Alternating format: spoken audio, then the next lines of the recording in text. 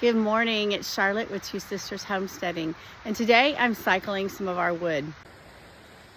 So here is wood in the wood shelter that I just filled. This is our wood pile that's right by our fire pit. We sit out here almost every night with a fire, enjoy the west facing view for a beautiful sunset. But we need a wood stash, and wood has to dry for quite a while. So this wood has been drying for a couple of years, and I just filled this. We do have it covered so it doesn't get wet. It's okay for the ends to get exposed, but we don't want it just to be covered in snow. We don't want it to be rained on consistently. So this is sufficient for coverage. It's just a little frame with some metal spikes on the end, and it's lifted off the ground so that wood doesn't sit on the ground and rot. And so this pile has been drying for a couple of years, and it came from our secondary wood storage, and I'll share that with you next. So this right here is our secondary wood storage, and it's just a little lean-to on our shed. It's about 4 feet tall, about, 14 feet long. It'll hold quite a bit of wood, and this is our secondary wood storage. So after we cut down a tree, it has to dry out. They're full of liquid, they're full of water, sap, and so that tree needs to dry out. That tree sits for about a year, and then we split it, and you can see I've begun splitting wood this morning and filled our side-by-side. And I'm gonna start stacking this wood in our secondary storage, and it will sit until next year when it's moved to the wood pile next to our fire pit. This is wood just for our fire pit. We do not use a wood burning stove in our house, but we do use plenty of firewood, and we have about 7 acres of forest that's full of trees for great wood. And we don't cut down trees. We wait till they fall and take them. And so I'll be filling this today, and I'll show you a picture as I get it filled. I just wanted to show you this. This is important. We don't want our fresh cut wood sitting directly on the ground. So we have a frame here. It's the length of our storage. It's just 2x4s, and we're going to stack wood on top of it so that our wood doesn't sit directly on the ground. And you can see that there's plenty of space just for rotting purposes. We don't want that wood to rot. It's too precious.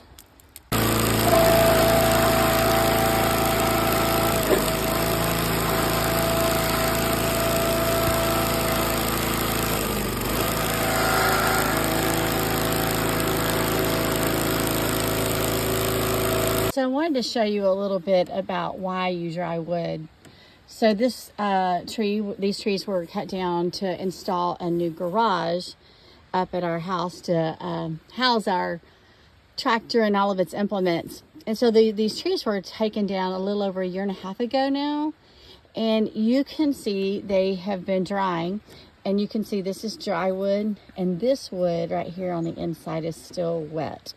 And if you try to put that on a fire, it's just gonna smoke. And so that's why we dry wood. Here's another example, dry wood here, and then wet on the inside still. And so by letting it sit in this wood pile right here that we got going for another year, it's really gonna completely dry out and be really usable wood in our fire pit.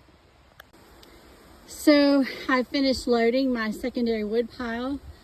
It's about 4 medium-sized trees worth. And then at the very end, it's not quite full, but like I said, chopped 4 trees and split 4 trees. And so we have a little bit of chimenea wood at the end as well. And so we're just gonna stop there for this season. And then we still have about 4 trees that have not been sawed into logs and have not been split, but we'll save those for next year and go ahead and put them aside on a pallet out of the way so that those will continue drying. So I cut up and split about 4 of these trees. They're about 12 inches, 10 to 12, 14 inches in diameter. They're about 12 feet long. And like I said, these were cleared to put in our new garage. But often the wind here is anywhere from 30 to 40 miles an hour coming right in off of Lake Superior. And so you can see the lake in the distance there.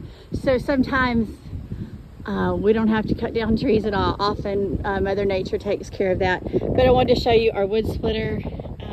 This makes the work so much easier. This is just a Husky log splitter. It is a 22 ton, there it is, I knew it said it somewhere. Can cut wood and split wood so quickly. I did these 4 by myself. We'll save these 4 for next season because here in a couple weeks we'll have snow in the UP and it'll be frozen until next May. So we'll tackle these in May and get ready for the next season. In the meantime, I'm going to take these 4 tree logs and I'm going to place them on a pallet that I'll put over here out of the way. So we'll get them up off the ground. They'll continue drying. We may put a tarp over them since it's going to be covered in snow. But the idea is more drying time. As you saw earlier, some of that wood is still wet inside. And so it sitting for another season will only help it dry out better.